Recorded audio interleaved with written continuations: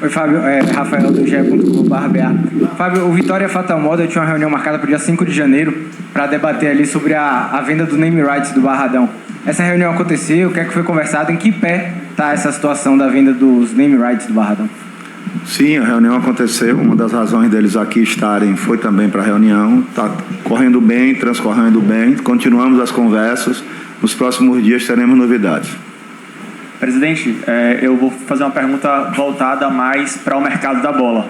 A gente tem duas situações aí que surgiram recentemente e eu queria entender como é que está, pela visão do esporte, o Vitória, essas duas situações. Primeiro, sobre a situação do Daniel Júnior, que está meio obscura, tanto na imprensa aqui, junto com os colegas aqui da Bahia, quanto em Curitiba, quanto em Minas, Ninguém sabe de nada sobre esse assunto, o empresário e o jogador não se pronunciaram a respeito, e aí você tem dito repetidamente que você nunca entrou, não entra em uma jogada como essa para perder. E aí eu quero saber do senhor sobre este assunto, se já tem alguma definição, se não tem, e também a gente soube recentemente do Jesus Rivas, um volante colombiano.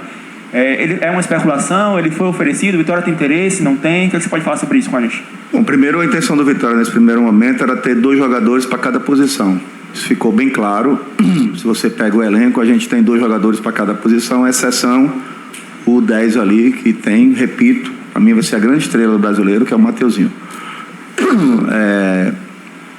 Por isso a procura pelo Daniel Júnior, e por isso a sondagem que a gente fez ao equatoriano lá, que ele joga de 8, o colombiano joga de 8, joga de 10.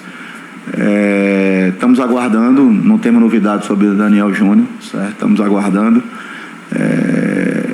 a resposta. E com relação ao colombiano, o Centro de Inteligência descobriu esse jogador, assim como descobriu o Dudu, assim como descobriu o Mateuzinho, assim como descobriu tantos outros.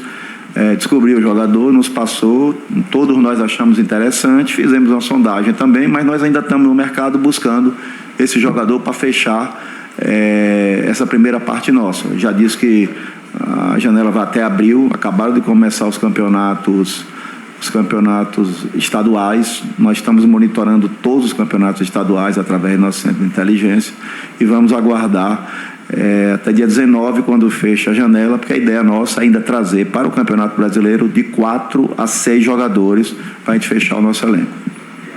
Bom dia, presidente. O Araújo Bahia Notícias. Queria saber um pouco dos detalhes desse contrato de Luan. Falou muito sobre produtividade.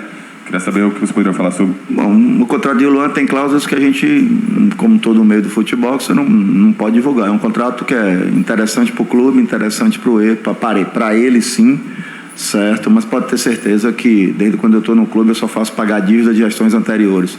Não deixarei dívidas e não falei loucuras pelo Esporte Clube Vitória.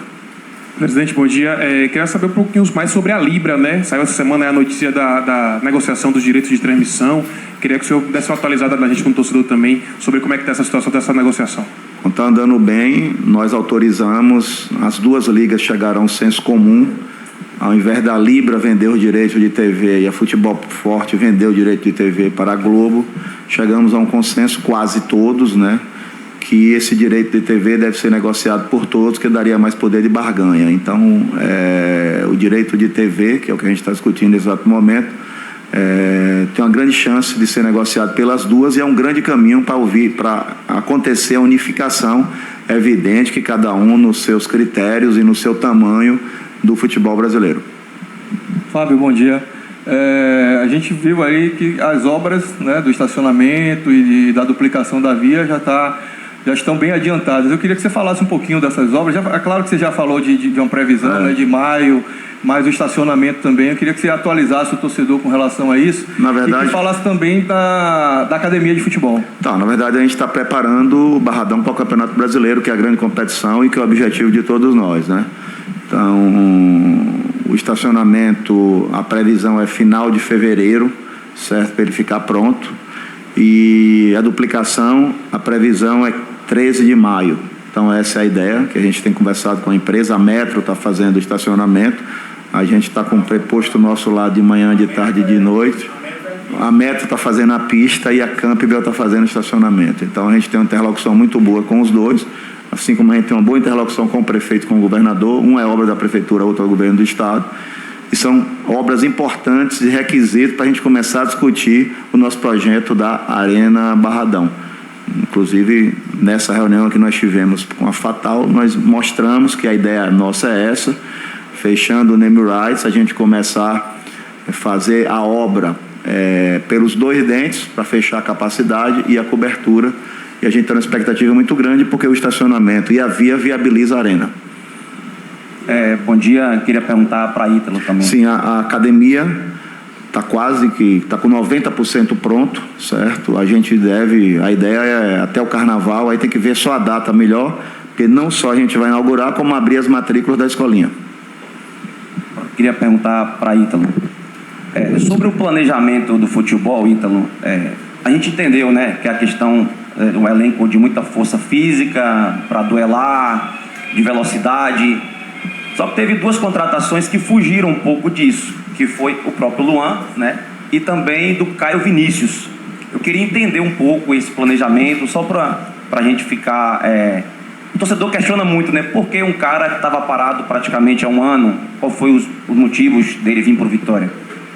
Tá, vou começar pela questão do Caio Vinícius, porque não foge a questão do perfil de característica. Para quem conhece o jogador, ele é um jogador de muita força e intensidade. Sim, foge no quesito, que eu acho que foi a tua pergunta, da questão da minutagem, né? O Caio, ele teve um problema pessoal, tá, no início do ano passado, que impossibilitou ele de jogar. Então, quando ele foi liberado para jogar, já estava no meio do ano. O contrato com o ex-clube dele terminava, e para emprestá-lo teria que renovar, e ele não tinha esse interesse. Então aí o sentido, né, e a nossa visão de enxergar um jogador de 24 anos que tem quase 100 jogos, né, jogou 2 Série A, tem uma idade baixa e vem, né, para ser 100% do Vitória como um grande ativo. Então enxergar oportunidades do mercado é muito importante, assim como a gente também, né, e o Luan enxergou no Vitória, o Vitória enxergou no Luan. Fábio, bom dia mais uma vez. Eu queria perguntar para você algo, na verdade, que os torcedores ficaram em dúvida com relação à janela de transferências. Foi dito que teria uma nova janela em abril, e aí ficou essa dúvida com relação ao planejamento e também qual a importância dessa nova janela dentro do planejamento. Não, planejamento tem a ver com grana, com dinheiro, né? Apesar do Vitória estar na Série A, economicamente ele continua na Série B, ele não recebeu cota do Campeonato Brasileiro. A ideia nossa era ter, no primeiro momento, a gente fez a reposição dos atletas que saíram, mantemos uma base, fizemos a reposição, certo? Pensando com a cabeça no Baiano na Copa do Nordeste, e depois começamos a aperfeiçoar e trazer jogadores que já têm experiência de Série A. Os últimos, por exemplo, Alejandro, Everaldo, Luan, a ideia já vem dentro desse objetivo, buscando uma adaptação melhor do elenco, certo? Desde o primeiro momento, as 14 contratações que nós fizemos, é evidente que foi pensando na Série A, mas era um momento muito crucial para você correr ali, nós acho que saíram 15 ou 14, a gente trouxe os mesmos 14 para você disputar o Baiano e a Copa do Nordeste. Então, existe uma janela nova, a janela vai até a primeira semana de março para você contratar qualquer jogador, certo? E da primeira semana de abril até 19 de abril, você pode contratar os jogadores que estão jogando os campeonatos estaduais, que na verdade são quase todos do Brasil. Então é como se você tivesse a prorrogação da janela até 19 de abril.